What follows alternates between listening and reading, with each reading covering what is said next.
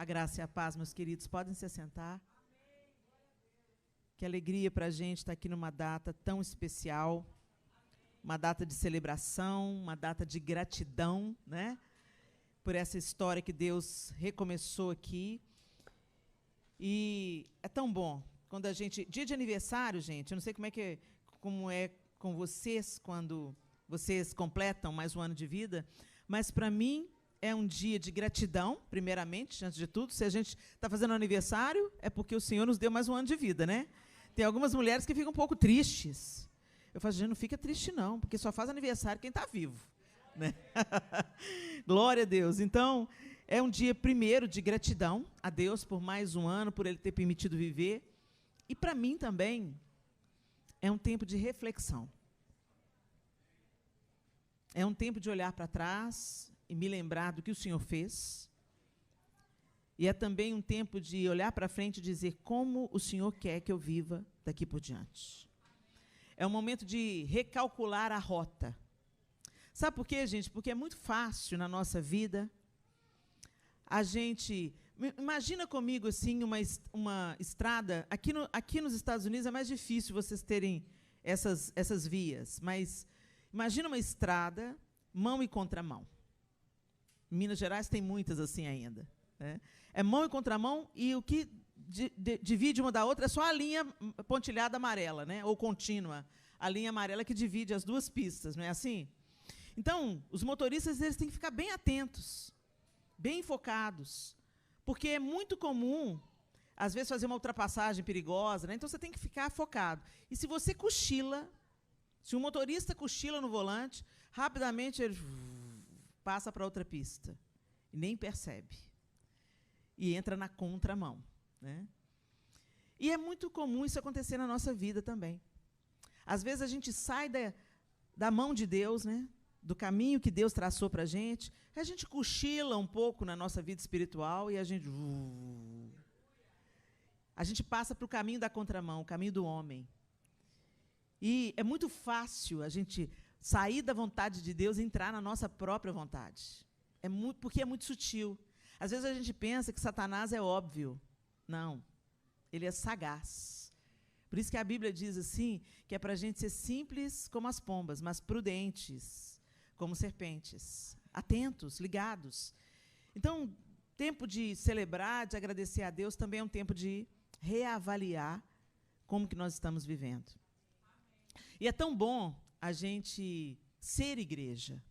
Mas, mais do que nunca, gente, é importante a gente se lembrar que a gente não frequenta uma igreja, que a gente é igreja. O que tem acontecido muito no nosso tempo? As pessoas frequentam igrejas como frequentam supermercados. Elas vêm, elas dão uma olhada no que tem, se o ambiente é bom, se a luz é boa, se o louvor é bom, e elas encaram a igreja como um consumidor. E não há nada mais satânico do que isso. Não há nada tão fora do propósito de Deus como isso. A igreja não é um lugar onde a gente só vem e olha se a luz é boa, se o louvor é bom, se tem um ministério de crianças que é bom. Não, gente. A igreja é a parte do corpo de Cristo que se reúne na terra, né? Onde a gente se identifica e a gente vem para contribuir. A gente é parte do corpo. A gente faz parte desse organismo vivo que é a igreja. E no caso de uma igreja estrutural, né, de uma igreja instituição, é também comparado a uma família. Então você vem e faz parte de uma família. E uma família saudável não é um lugar onde uma mãe e um pai trabalham, se dão, e onde os filhos folgados só desfrutam. Uma família folgada, não. Uma família saudável é aquela família onde todo mundo entende o seu papel na família e coopera.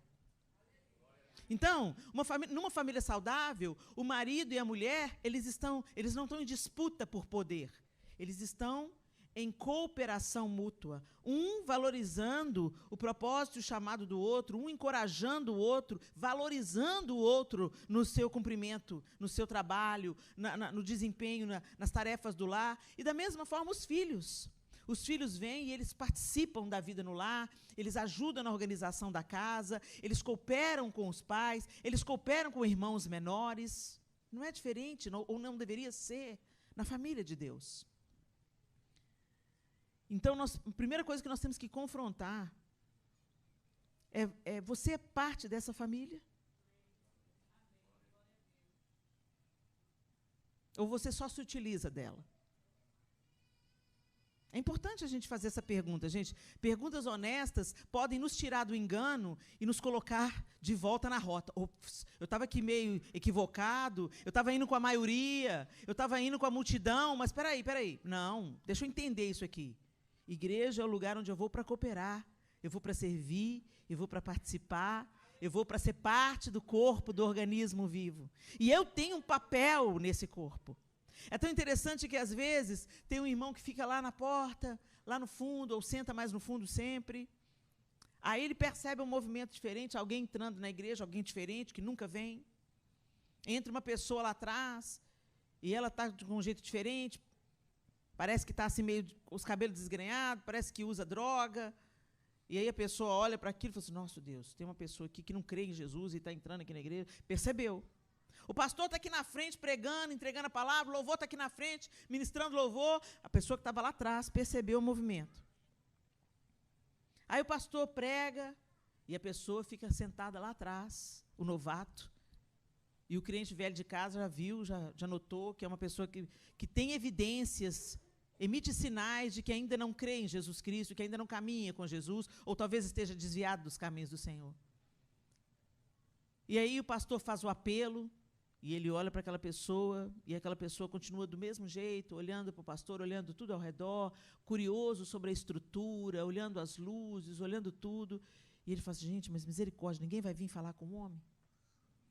Aí o pastor faz o apelo, a pessoa não vem à frente, acaba o culto, o pastor dá a bênção apostólica, e a pessoa que entrou sai do mesmo jeito que entrou. E aí a pessoa que viu fica escandalizada, nossa, misericórdia, que igreja fria. Entrou e saiu, ninguém viu. Mas ele viu. Sabe, a gente tem uma mania de terceirizar. Fala para o pastor fazer. Não, é o pastor que tem que enxergar. A pessoa que está lá atrás. Ele tem que sair aqui do púlpito e ir lá na frente e falar assim, como vai? Tudo bem? Qual é o seu nome? Não, gente. Tem um papel que é nosso. Tem um papel que é nosso. Você sabe que alguém está doente na igreja? Tem uma parte que é nossa. Você ficou sabendo. O pastor não ficou sabendo. Tem gente que liga para o pastor. Pastor, aqui, fulano está doente, eu tenho que ir lá visitar. Não, você tem que visitar. O que nos incomoda é uma convocação de Deus para nós entrarmos, para nós participarmos, para nós cooperarmos. Ah, esse ministério infantil não está bom, não, gente. Então, vem trabalhar no ministério infantil. É muito fácil a gente querer uma estrutura pronta e a gente querer se utilizar dessa estrutura. E isso não é ser igreja. Ser igreja é, com o pouco que eu tenho, eu quero cooperar. Com o pouco que eu tenho, eu quero servir os meus irmãos. E a gente tem que provar a nossa motivação. A gente realmente... Agora, uma palavra àqueles que estão servindo. É importante a gente sempre pensar, por que eu sirvo? Para quem que eu estou fazendo? Eu estou fazendo para fazer o meu nome conhecido? Eu estou fazendo para exibir o talento que Deus me deu? Ou eu estou fazendo para servir ao meu próximo com o dom que Deus me deu? Eu estou fazendo para que o nome do Senhor seja glorificado. Gente, e olha, a gente pode enganar todo mundo, mas a Deus não. Se a nossa motivação está errada, e você, por exemplo, é do louvor, bate no teto e volta. A nossa motivação tem que ser glorificar o nome do Senhor e servir ao próximo com o dom que recebemos. Não tenta curar sua pereba e seu desejo de autoaceitação no púlpito. O púlpito não é lugar de curar pereba e desejo de aprovação e autoaceitação, porque senão você se torna um joguete nas mãos de Satanás. O púlpito é o lugar de serviço abnegado. E que o Senhor tenha misericórdia de nós e, pela sua misericórdia, que Ele nos use para glorificar o nome dEle. Amém? Dito isso, gente, Tem uma pergunta que Deus quer fazer para Monte Zion nesses 8 anos. Tu me amas? Monte Zion, tu me amas? Abra sua Bíblia comigo em João 14. O Evangelho de João, capítulo 14, e nós vamos ler do 21 ao 26. Eu vou usar a nova versão internacional, a NVI.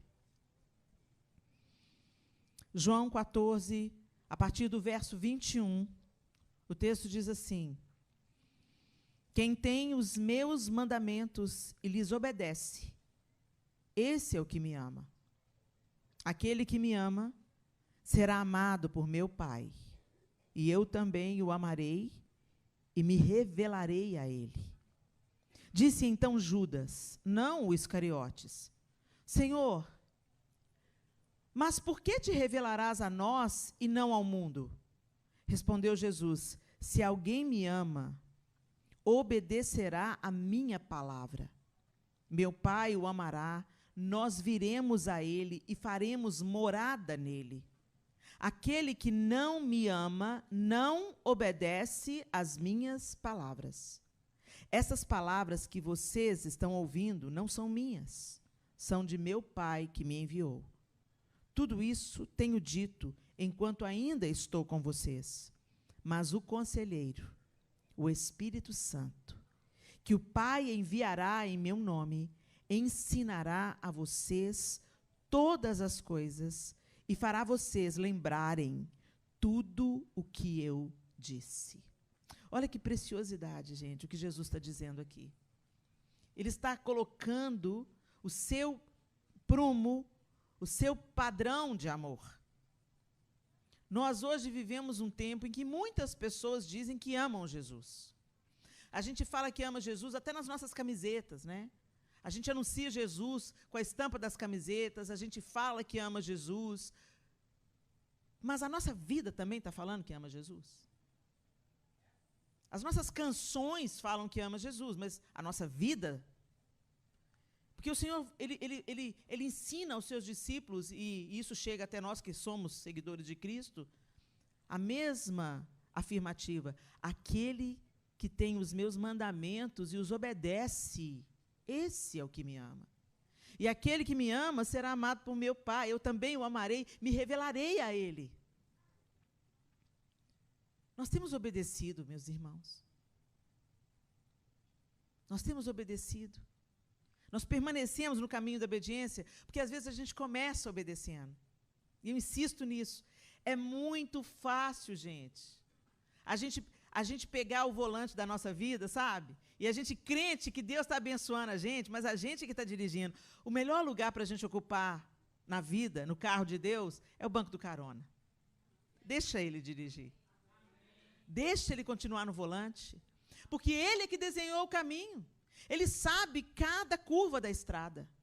Então, ele sabe dirigir melhor do que a gente. Mas quantas vezes nós somos tentados? Sabe por quê, gente? Porque nós, seres humanos, a gente gosta do controle. Ai, como a gente gosta do ter o controle. Se tem uma coisa que tira a nossa paz, é quando a gente não sabe do que vai ser amanhã. Não é assim? A gente não sabe... Ai, meu Deus, e agora? Acabou, não tem mais trabalho. E agora? Como é que eu vou viver? Como é que eu vou ganhar a minha vida? Como é que eu vou pagar o aluguel? Se tem uma coisa que nos inquieta, é perder o controle das coisas. É perder a previsão das coisas. Como isso nos incomoda? Quem é que se identifica? Me incomoda muito. Quem mais se identifica? Não é? Gente, só que é uma ilusão de controle, né? O que a gente controla, gente? Nada. Você pode impedir do seu coração parar? Você pode impedir de uma veia pequenininha estourar aqui na sua cabeça e dar fim na sua vida? Por que você acordou hoje? Pela misericórdia de Deus. Foi Deus que permitiu que você acordasse hoje. Mas a gente esquece disso. É tão fácil a gente ter a ilusão do controle. Aquelas frases absurdas, né, que o ser humano diz: meu corpo, minhas regras. Sabe de nada, inocente. Você só está vivo pela misericórdia de Deus. Cada dia a gente só abre o olho porque Deus nos dá vida. É pela bondade e misericórdia de Deus que nós estamos vivos. Você tem força para o trabalho? É Deus que te dá. Você tem saúde para trabalhar? É Deus que te dá. Você tem inteligência para abrir um novo negócio, fazer alguma coisa? É Deus que te dá. Nós somos tão arrogantes, gente. E quando eu digo nós, é nós mesmo, eu estou me incluindo. Como nós somos pretensiosos e como nós achamos que a gente tem um controle. Mas a gente não tem. Nós precisamos de nos ocupar em amar o Senhor, em nos devotar ao Senhor. E as demais coisas serão acrescentadas. Do resto Ele vai cuidar.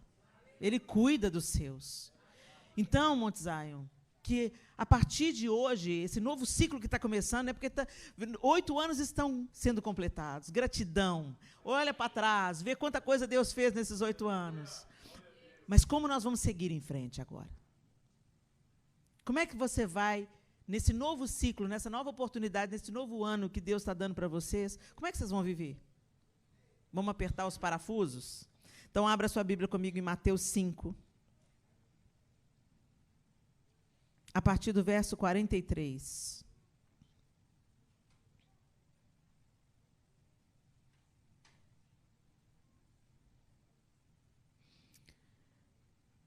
É tão interessante esse texto, que Mateus 5 é a espinha dorsal da vida cristã. Quando Jesus vai fazer o famoso sermão da montanha, né? As bem-aventuranças, e ele diz coisas fundamentais aí no início do texto, depois com o tempo você volta em casa, vai ler o capítulo todo, o capítulo 5 de Mateus, e ele vai dizendo, bem-aventurados, né? Felizes são os mansos, felizes são os pobres em espírito, felizes são os pacificadores, e ele vai dando ali a espinha dorsal do cristianismo. O que é ser seguidor de Cristo? O que é ser parecido com Cristo? Porque isso é que é ser cristão. Ser cristão não é apenas frequentar uma comunidade de fé e usar uma cruz como símbolo. Ser cristão é ser um devotado seguidor de Cristo, imitando os seus ensinamentos. E nunca foi tão necessário cristianizar cristãos. Porque muitas pessoas creem coisas que nada têm a ver com o Evangelho de Jesus Cristo. Só para dar um exemplo, um único exemplo. Hoje, a gente vê o coaching ocupando os púlpitos. E eu quero, antes de mais nada, dizer que eu respeito os coachings. Eu tenho uma. O coach é aquele cara que percebe as suas potencialidades, percebe os seus talentos, e ele te ajuda na sua vida profissional a ter um melhor desempenho profissional, a ser o melhor funcionário, a descobrir a sua área de fluir, de atuação. Maravilhoso. Mas quando o coaching tenta trazer um evangelho superficial, dizendo que você pode transformar a você mesmo pelo seu esforço, é uma mentira. Porque o evangelho de Jesus Cristo, o próprio Senhor Jesus diz em João capítulo 15, sem mim nada podeis fazer. O cristianismo nasce da consciência de que nós não podíamos salvar a nós mesmos, estávamos mortos nos nossos delitos e nos nossos pecados, porque herdamos o pecado no nosso DNA desde o primeiro homem e a primeira mulher. A impiedade entra para a primeira família e vem para o nosso DNA. A gente já nasce mal, gente. A gente não nasce bonzinho. A gente já nasce com uma má índole. E se você está pensando que isso é bom, é só pensar comigo assim. Um estuprador entrou na sua casa, pegou sua filha, está com ela, está forçando a sua filha. Você entra em casa, você tem uma arma na mão. Já era. Já era. É da nossa índole a... Não, Helena, mas aí não, aí você está interrompendo a maldade, gente. Você não vai, tipo assim, olha, meu querido, aceita Jesus aí. Não. Seria ótimo se a gente tivesse a nossa natureza. Eu acho que outro dia eu vi um filme de um homem aqui nos Estados Unidos, o Rodrigo Silva postou, talvez alguns de vocês tenham visto, um cara perdoando um serial killer que matou a filha dele. Vocês viram esse vídeo? É impressionante. O cara vem, todo mundo diz coisas horríveis para aquele psicopata. E o psicopata, ele não sente emoções. Ele não tem emoções, ele é frio. É uma doença, ele é frio. E esse homem, ele vem, todo mundo agride o cara verbalmente. Você matou minha filha, você tirou minha alegria, você destruiu minha vida, você merece a morte. E ele só olhava ironicamente para todo mundo. Estava nem aí. Mas aí chegou um homem e falou assim, você me deu uma tarefa muito difícil, porque eu tenho que fazer o que o meu mestre mandou fazer. E eu decido te perdoar pelo que você fez com a minha filha.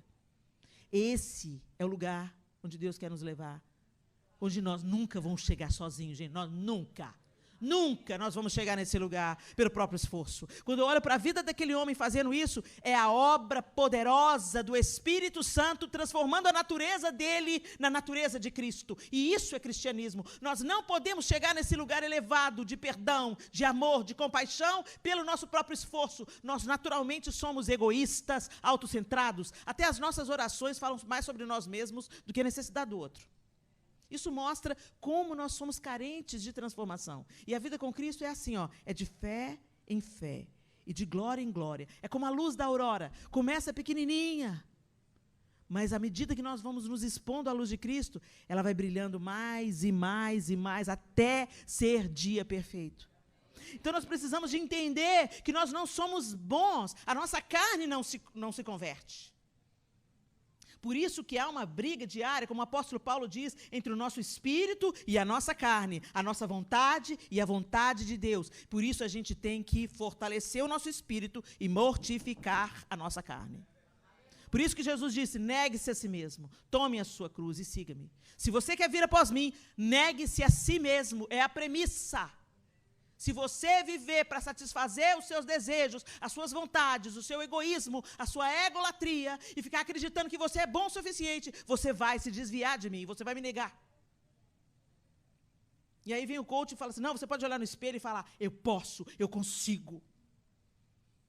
Isso é bom lá no consultório dele. No púlpito, como tentativa de substituir o evangelho, é mortal. Nós precisamos de nos achegar a Deus, para que Ele nos transforme. Nós precisamos de depender de Deus e obedecer a Deus, amar a Deus, obedecendo a Deus, para que Ele, então, possa substituir a nossa natureza, para que a nossa natureza carnal vá sendo mortificada e o Espírito Santo vá forjando o caráter de Cristo no nosso caráter. E aí, quando a gente olha para Mateus, que é essa espinha dorsal, Jesus está ensinando, e ele, logo depois que ele fala das bem-aventuranças, ele fala, vocês são sal da terra, vocês são luz no mundo. Se vocês viverem a minha vida, se vocês viverem submetidos à minha vontade, se vocês obedecerem aquilo que eu ordenei a vocês, a luz vai brilhar, e não se pode esconder uma luz. Não dá para colocar a luz debaixo do alqueire, debaixo da cama. Não dá para esconder uma cidade edificada em cima de uma montanha. Você não precisa de fazer força. A minha natureza em você, o meu espírito em você, vai revelar à humanidade Jesus Cristo. Gente, essa é a vontade de Deus. É para isso que a gente está aqui nessa terra. É para mostrar o amor e o perdão que nos alcançou. Não somos melhores do que ninguém porque cremos em Jesus. Se cremos em Jesus é porque fomos convencidos pelo Espírito Santo. O Espírito Santo nos apresentou a Jesus. Por isso, nosso papel é torná-lo conhecido, é pregarmos o Evangelho, é acolhermos o necessitado, é cuidarmos dos órfãos e das viúvas, é sermos uma tocha acesa no meio dessa comunidade aqui ao redor. É sermos resposta na vida uns dos outros. Esse é o projeto de Deus para a igreja. E aqui, nos seus ensinamentos, Jesus nos constrange com aquilo que Ele nos mandou fazer. Ele deu instruções. Tem gente que fala assim, não, nós estamos no tempo da graça, não da lei. Gente, Jesus não anulou a lei, Jesus cumpriu a lei. E a lei era um aio, era uma sombra, era um apontamento para uma nova vida em Cristo. Se chama santificação. E visando a nossa santificação, Jesus está dando instruções muito claras na sua palavra. Eu quero abordar algumas delas. A partir do verso 43, Mateus 5 diz assim: vocês ouviram o que foi dito, ame o seu próximo e odeie o seu inimigo. Eu, porém, lhes digo, amem os seus inimigos e orem por quem os persegue. Desse modo, vocês agirão como verdadeiros filhos de seu Pai que está no céu. Pois ele dá a luz do sol tanto a maus como a bons, e faz chover tanto sobre justos como injustos. Se amarem apenas aqueles que os amam, que recompensa receberão? Até os cobradores de impostos fazem o mesmo. Se cumprimentarem apenas seus amigos, que estarão fazendo demais? Até os gentios fazem isso. Portanto, sejam perfeitos, como perfeito é seu Pai celestial. Olha isso, gente. A gente usa o argumento de que a nossa carne não se converte, de que a nossa carne é fraca, para justificar o nosso pecado. Mas a gente se esquece de que o mesmo poder que ressuscitou Jesus dos mortos mora dentro de você. Você foi selado com o Espírito Santo. O Espírito que te convenceu da justiça, do pecado e do juízo, te fortalece, te habilita e produz fruto em você para você não sucumbir à sua carne, mas viver pelo Espírito. Então nós não temos desculpa, gente. O mesmo Espírito que ressuscitou Jesus dos mortos pode ressuscitar você da morte do pecado. Ele mora em você. Ele te habilita a viver uma vida em santificação. Esse grau elevado, que nós não somos escravos das nossas emoções, mas obedientes à palavra de Deus. Amar não é preciso gostar para amar, não, gente. A gente tem uma visão tão equivocada sobre o que é amar o inimigo. Amar o inimigo, amor não é gostar. Amar é tratar o outro como você gostaria de ser tratado. Jesus me amou quando eu estava morta nos meus delitos e nos meus pecados. Ele não me amou quando eu entendi o seu amor. Ele não me amou quando eu já aceitava o seu amor. Ele não me amou quando eu correspondia a esse amor. Por isso que João diz, nós o amamos porque ele nos amou primeiro. Ele fez por mim o que eu precisava. Ele pagou o escrito de dívida que era contra mim. Ele entregou a vida dele para morrer no meu lugar. A gente não precisa de gostar da pessoa para tratar a pessoa com o respeito que você gosta de ser tratado, com a dignidade, com a atenção de que você gosta de ser tratado. E isso é amor. E isso é uma escolha, uma decisão.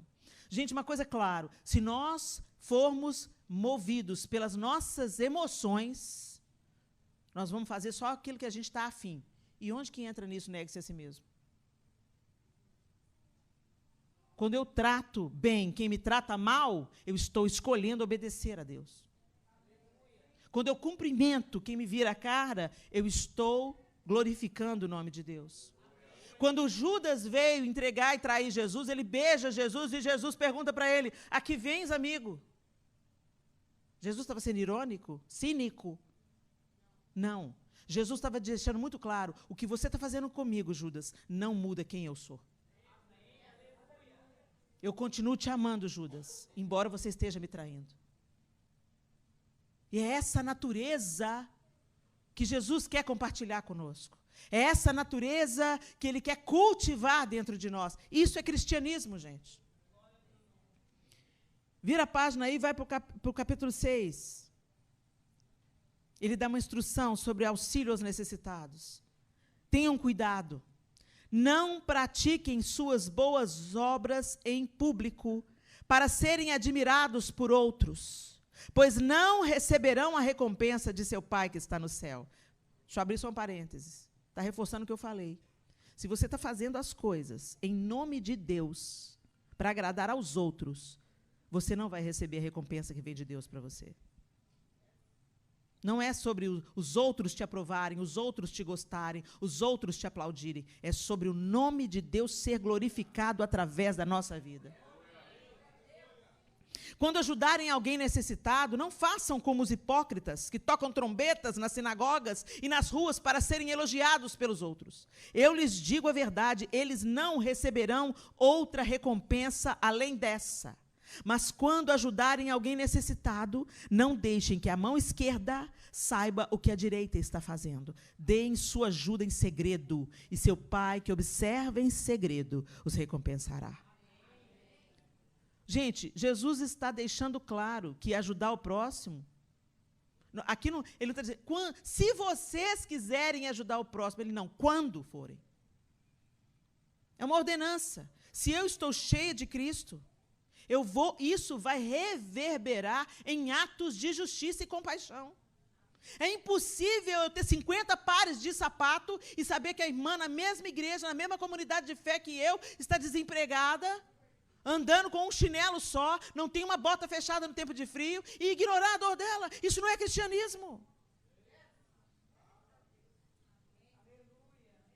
Jesus está deixando, quando você for fazer a boa obra, é para fazer. Sabe, a gente fala assim, gente, eu fico indignada quando eu vejo cristãos dizendo assim, mas nós não somos salvos pelas obras. Sabe, os espíritas fazem isso, fulano faz isso, faz aquilo, porque eles acham que a salvação vem por isso. Mas não sou salvo pelas obras. Ok, você está certo, você não é salvo pelas obras mesmo, não. Você pode ser a pessoa mais boazinha, isso não te salva. Nós não somos salvos para as obras, mas somos salvos para as boas obras. E Tiago deixa muito claro, a sua fé sem obras é morta. Não é fé coisa nenhuma. Tem aquela música do Diante do Trono que eu gosto muito, né? Eu quero ver a tua fé em obras. Me mostre, por favor, onde estão os frutos e eu os comerei. Quero ver o seu amor tão cantado. Teu discurso encantador, sendo encarnado, Cristo em vós. Cristo em vós. Se Jesus está em você, a dor do outro vai te incomodar. A necessidade do outro vai te mover. Alguém desagasalhado vai te incomodar. Alguém passando necessidade. Então, Jesus está deixando muito claro, quando você for praticar o que é certo. É a consequência, você foi salvo para as boas obras. Para revelar Cristo, não apenas através das suas palavras, mas pelo seu procedimento. Nós somos crentes de gogó, mas o Senhor está nos convocando para sermos crentes que revelam Cristo através do amor, dos olhos nos olhos, dos atos de justiça. Ele só está colocando um prumo. Quando fizer, não faz para aparecer. Não faz para postar no Instagram. Olha, gente, olha aqui que nós estamos fazendo uma ação aqui na igreja. Olha quantas cestas básicas. Você pode abrir o seu Instagram para falar, gente, nós vamos fazer uma ação, se você pode cooperar com uma cesta básica, entregue em tal lugar. E para essas pessoas que entregaram, que cooperaram, dá um feedback, para elas saberem como elas abençoaram outras pessoas e se sentirem encorajadas. Mas não use o nome do Senhor para fazer o seu conhecido. Ele continua. Quando vocês orarem, verso 5, não sejam como os hipócritas, que gostam de orar em público, nas sinagogas e nas esquinas, onde todos possam vê-los. Eu lhes digo a verdade, eles não receberão outra recompensa além dessa. Mas quando orarem, ou seja, a oração é premissa também no relacionamento com Deus. Se você não está tendo uma vida de oração, você não está vivendo o relacionamento. Se você não conversa com Deus, isso não é um relacionamento. Isso é só religião. A palavra de Deus é a parte que Ele fala, e a oração é a parte que você fala. Para ter relacionamento tem que ter diálogo. Quando orarem, cada um vá para o seu quarto, feche a porta e ore a seu pai em segredo. Então seu pai que observa em segredo os recompensará. Ao orar, não repitam frases vazias sem parar, como fazem os gentios. Eles acham que se repetirem as palavras várias vezes, suas orações serão respondidas. Não sejam como eles, pois seu Pai sabe exatamente do que vocês precisam antes mesmo de pedirem. Portanto, orem da seguinte forma: Pai nosso que estás no céu. Olha que interessante, gente, é Pai nosso. Você é amado por Deus? Quem está do seu lado aí também. Igualmente amado. Para com essa fé autocentrada. Tudo é sobre nós, nós. Não, gente. É uma coisa linda na nossa comunidade de fé, que quando Deus está trabalhando com um, está trabalhando com o outro, está trabalhando com o outro, está trabalhando com o outro, é lindo. É igual uma tapeçaria. Deus trabalha no individual, visando o coletivo. Ele trabalha com você, ele cura você, mas não é só para você ser curado, não. É para essa cura transbordar na sua casa, na sua família, na vida, na comunidade. Não é só sobre você, por isso que o Pai é nosso. Pai nosso que estás no céu, santificado seja o teu nome. Como que o nome de Deus é santificado? Quando aqueles que não conhecem a Deus veem o nosso procedimento e dizem: uau, glória a Deus. Deus está fazendo alguma coisa. Você lembra do fulano? Puxa vida, olha a vida do fulano como era. Olha quem ele se tornou. Graças a Deus. Deus fez alguma coisa. Santificado seja o teu nome. Venha o teu reino e seja feita a tua vontade aqui na terra como no céu. O reino de Deus é melhor do que os nossos projetos de poder, gente. A vontade do Senhor tem que estar na primazia da nossa vida. A igreja está na terra para expandir o reino, e não apenas para comer dos frutos do reino. A igreja está na terra para saquear o inferno, e não para nos fecharmos dentro de um templo como se ele fosse um abrigo nuclear. A vida de fé é para ser compartilhada.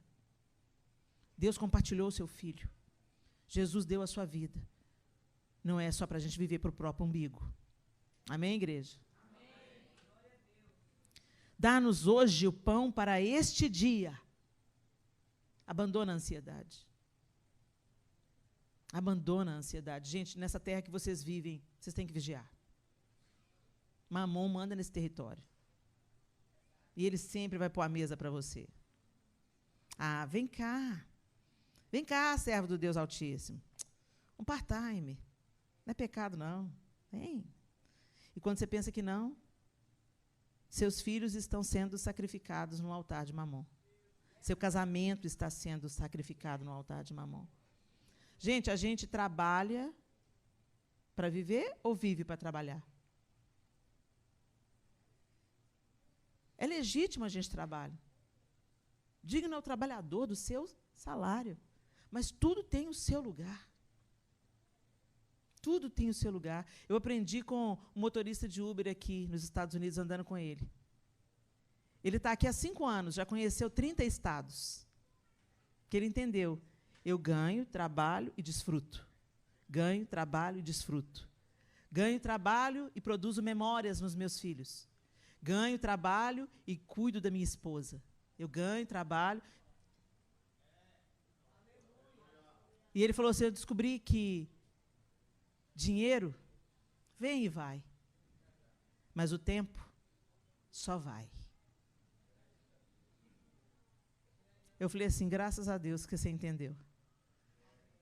Você está nessa terra não é só para ganhar dinheiro, não, gente. Você está aqui para ser um profeta de Deus nessa nação. Vocês são a resposta para essa nação que semeou no Brasil missionários, evangelistas. Eu sou fruto de uma família norte-americana que saiu aqui da Filadélfia. Ele nasceu na Filadélfia. Quando eles foram para o Brasil, eu acho que eles saíram da Califórnia.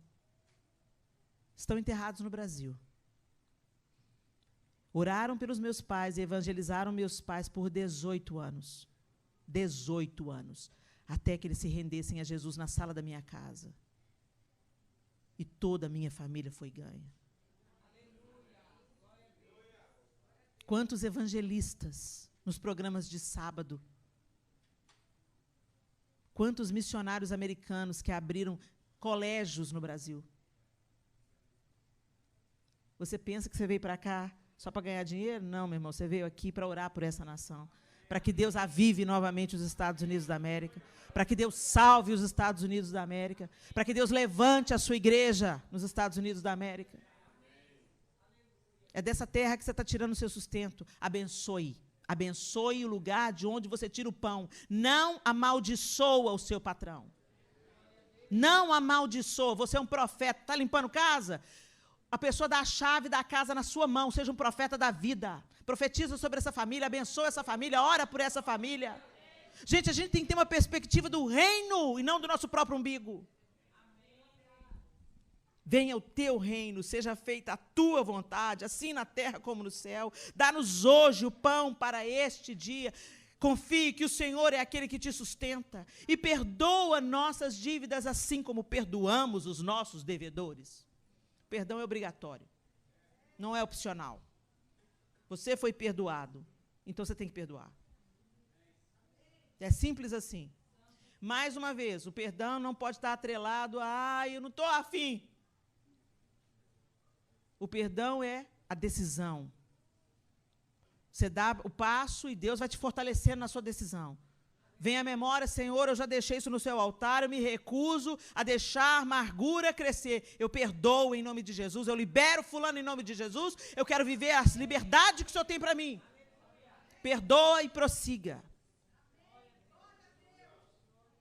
E não nos deixes cair em tentação, mas livra-nos do mal. Olha a dependência aí. Pois teu é o reino, o poder e a glória para sempre. Seu Pai Celestial os perdoará, se perdoarem aqueles que pecam contra vocês. Olha a condição aí. Seu Pai vai perdoar, se vocês perdoarem. Mas se vocês se recusarem a perdoar os outros, seu Pai não perdoará seus pecados. A gente esquece disso, né, gente? E fica aí, ó, nutrindo amargura, ranço. Fulana me fez isso. Ela vai ver. Suas orações, ó, puf, puf, puf, não sobe. Não deixa o diabo te escravizar. Às vezes a gente pensa que o diabo vai prender a gente na pornografia, na prostituição, no adultério, no roubo. Não, gente. O diabo te prende na falta de perdão.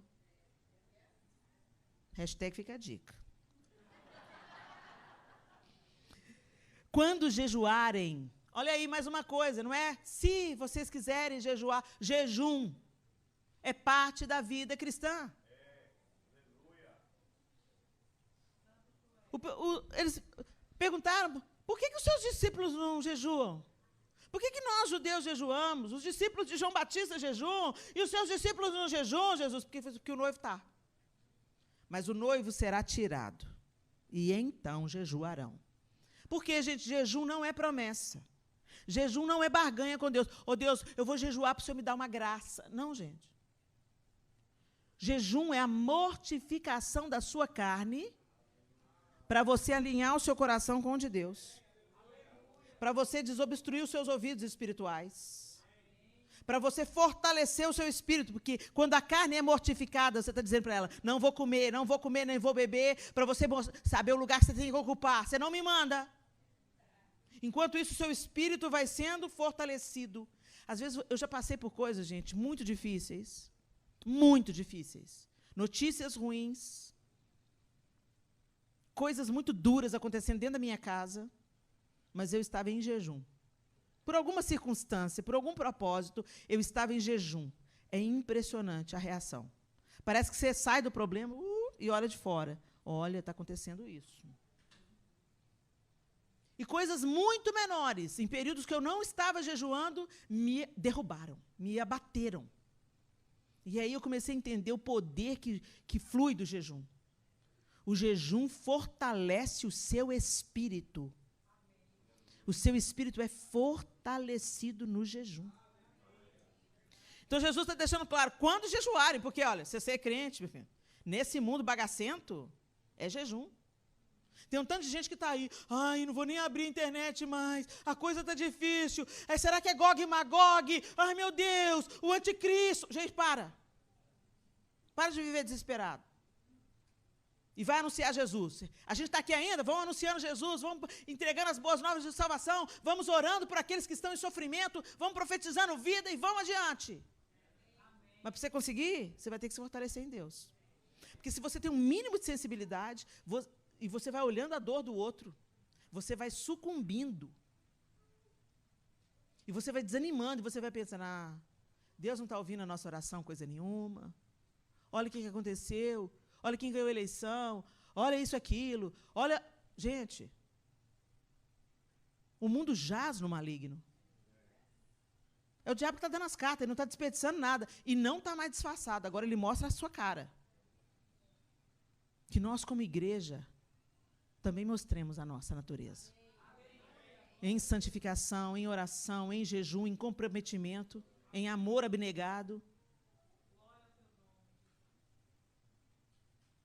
Que em nome de Jesus, gente, de fato, sujeitando-nos a Deus e resistindo ao diabo, ele fuja da nossa presença. Quando jejuarem, não façam como os hipócritas, que se esforçam para parecer tristes e desarrumados, a fim de que as pessoas percebam que estão jejuando. Conhece alguém assim? Não fala. Porque eu estou num propósito de jejum e de oração. Fica caladinho para Jesus te dar vitória. Ninguém precisa saber que você está jejuando. O diabo está sabendo? Deus está sabendo? Está valendo. Tem uma caça de demônios que só se submete com uma vida de oração e jejum.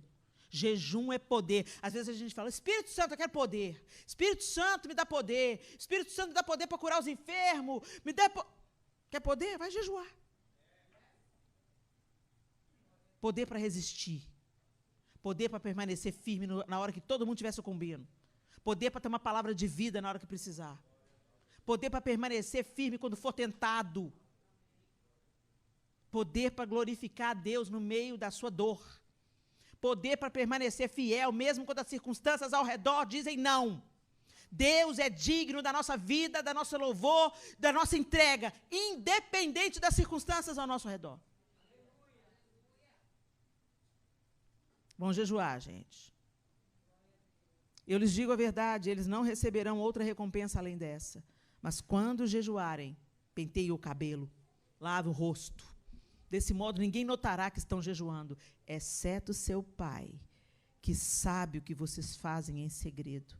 E seu Pai, que observa em segredo, os recompensará. E no último trecho que eu quero compartilhar com vocês hoje, não ajuntem tesouros aqui na terra, onde as traças e a ferrugem os destroem, e onde os ladrões arrombam casas e os furtam. Ajuntem seus tesouros no céu, onde traças e ferrugem não destroem, e onde ladrões não arrombam nem furtam. Onde seu tesouro estiver, ali também estará seu coração. Seus olhos são como uma lâmpada que ilumina todo o corpo. Quando os olhos são bons, todo o corpo se enche de luz. Mas quando os olhos são maus, o corpo se enche de escuridão. E se a luz que há em vocês é, na verdade, escuridão, como é profunda essa escuridão? Ninguém pode servir a dois senhores, pois odiará um e amará o outro.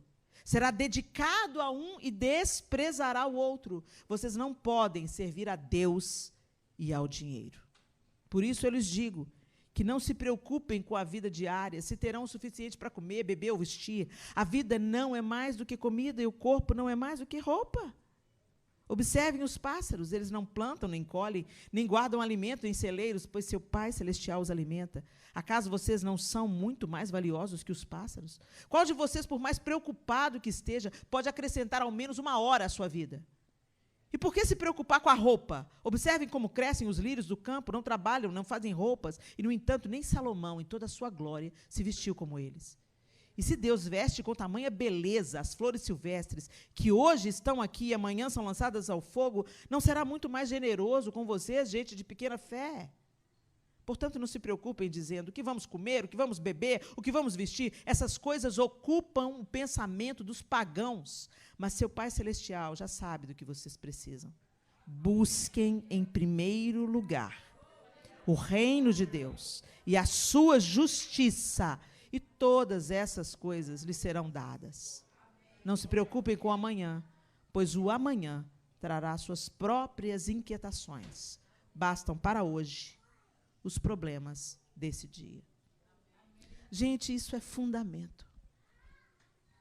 Esse é o fundamento, esse é o alicerce da vida cristã. Percebam.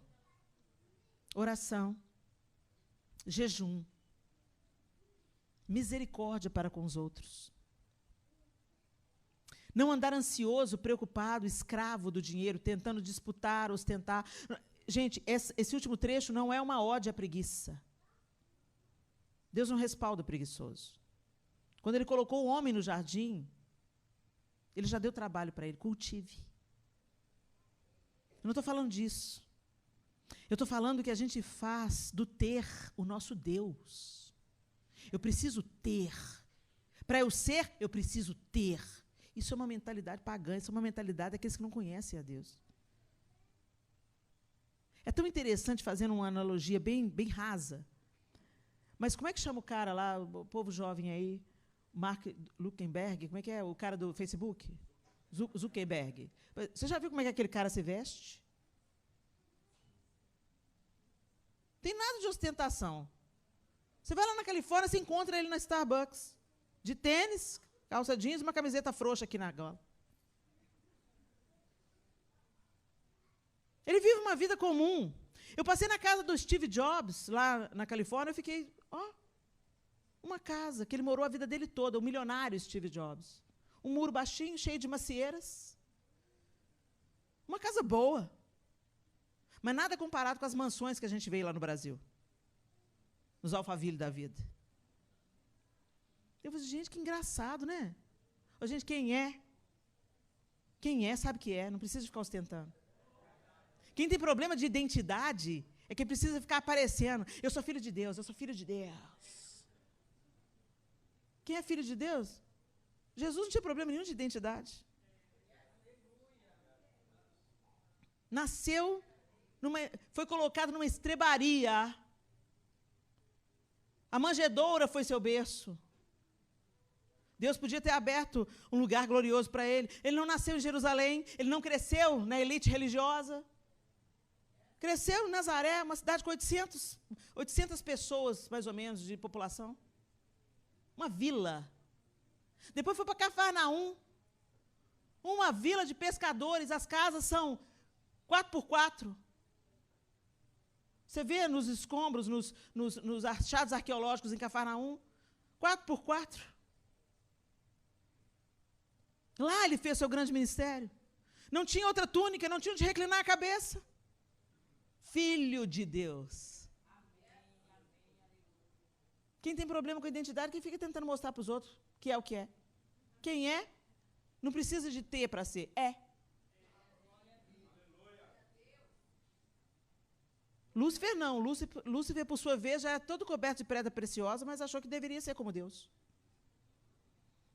Ou nós seremos forjados no espírito do Cordeiro de Deus que tira o pecado do mundo, ou nós seremos forjados no espírito de Lúcifer. Que Deus nos ajude, Igreja do Senhor. O novo ano está começando, Monte Zion. E o Senhor te pergunta, você que é a igreja, Monte Zion? A igreja não são essas paredes. A igreja não é esse painel. A igreja não é o equipamento de som e luz. A igreja são pedras vivas. Pessoas que se reúnem. E não se enganem, os bodes também estão dentro. Cuide para ser ovelha. O joio também está junto. Você jura que é trigo. Mas sabe qual que é a diferença? Quando você esfrega o trigo, você vê os grãos que viram pão. Quando você esfrega o joio, é só palha. Que você, Monte Zion, seja igreja, seja ovelha, seja trigo, seja pão na vida das pessoas, seja resposta.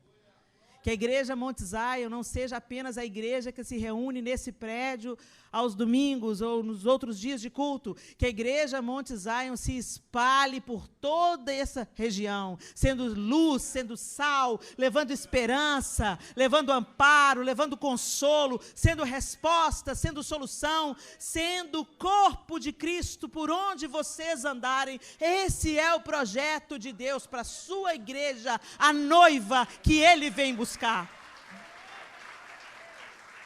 E naquele grande dia, não haverão placas. Nós seremos um só povo. Por isso mesmo é que a gente tem que resolver nossas pendengas e perdoar, porque vai todo mundo morar no céu. Que Deus nos ajude. Que o Senhor nos aperfeiçoe. E que Cristo seja forjado em nós. Para que de fato sejamos a noiva, a igreja viva, a igreja que vem aqui, se reúne aqui, se abastece, aprende, se fortalece, se inflama e sai por aquela porta para fazer a diferença, para saquear o inferno, para buscar o perdido, para ser solução para casamentos partidos. Deus nos chamou para vivermos para algo muito maior do que nós mesmos, que a gente cumpra o nosso propósito. Feche os seus olhos. E individualmente eu queria que você fizesse uma autoanálise. Deixe o Espírito de Deus entrar com a sonda dele no seu coração. Tu me amas? Tu me amas? Você tem obedecido ao Senhor? Nós termos uma aparência de justiça é muito fácil. Você adota um conjunto de comportamentos éticos. O Senhor nos chamou para algo além da ética. Nos chamou para a santificação. Nos chamou para ser corpo. Para fazer o que Ele faria.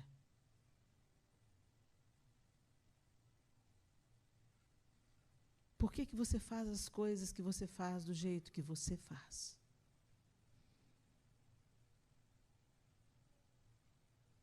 O que te trouxe até aqui?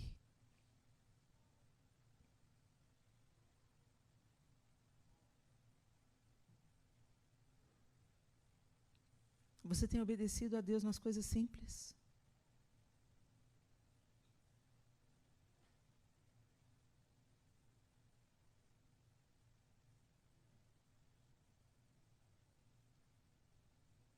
Se você percebeu um desvio de rota, você não estava nem percebendo. Mas você percebeu que tem vivido muito para si mesmo e não para a glória de Deus. Esse é o momento de você pedir perdão. E começar esse novo ciclo com um novo coração. Um novo coração. Oh, Jesus, nos dê um coração como o teu, Senhor. Nos dê um coração semelhante ao teu, Jesus.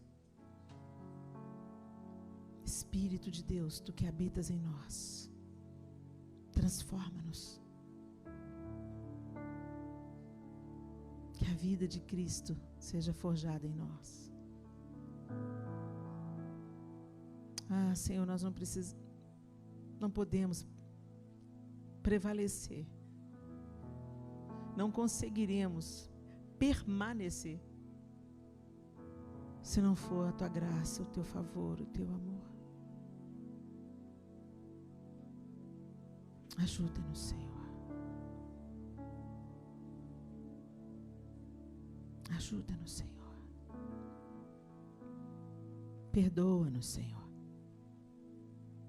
Porque passamos do teu caminho para o nosso caminho.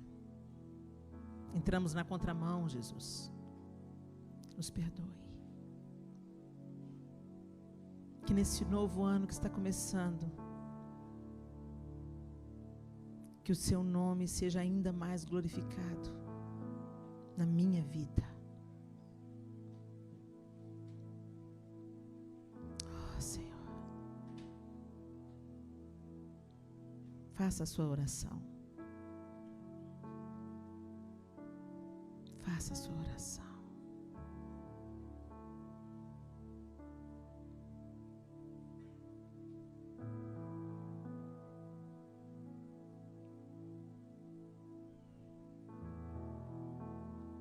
Jesus, sem ti nós nada podemos fazer. Nos perdoe porque nós tentamos. Consciente ou inconscientes, nós tentamos fazer do nosso jeito. Buscamos os nossos próprios prazeres e vivemos de um jeito tão egoísta, Pai. Até nas nossas orações oramos pelos nossos interesses, pelos nossos parentes, pelos nossos amigos. Nos perdoe, Senhor, porque sabemos que o Senhor nos chamou para algo mais elevado. O Senhor nos chamou para transbordar o Teu amor, a Tua paz, a Tua alegria. E nós não conseguiríamos nunca fazer isso sem o Teu Espírito Santo. Nós denunciamos diante do Senhor o nosso coração interesseiro, pecaminoso ou distraído. E te pedimos, alinha, Senhor, o nosso coração ao Teu coração. Alinha a nossa motivação para que a gente te sirva. Manifeste o Teu reino, o Teu reinado sobre nós, no nosso dia a dia. Perdoa-nos, Senhor. Perdoa-nos, Senhor. Se com as nossas escolhas te desobedecemos. Nesse novo ano que está começando, Senhor, nós queremos te amar com a nossa obediência. Queremos te amar seguindo as Tuas instruções, amando o próximo, com as nossas atitudes, sendo resposta, sendo solução na vida de tantos em desespero. Queremos crescer na nossa vida de oração. Queremos aprender o poder que é liberado no jejum. Queremos, ó Deus, não andar ansiosos e escravos dos bens materiais, mas como bons mordomos daquilo que o Senhor nos deu, queremos também colocar tudo aos Teus pés. Tudo que temos, tudo que somos, tudo que ganhamos e recebemos, para a Tua glória, para o Teu louvor, para a expansão do Teu reino. Ajusta as nossas motivações, Senhor. E que o Senhor continue transbordando. Que a Monte Zion vá além das paredes, Senhor. Como propagadores do Teu Evangelho, das boas notícias, das boas novas. Que este lugar seja um lugar de acolhimento, um lugar de alegria, um lugar de paz, um lugar de compartilhamento. Um lugar onde o amor reina. Em nome de Jesus Cristo nós oramos. Amém e amém. Que Deus abençoe vocês, meus irmãos.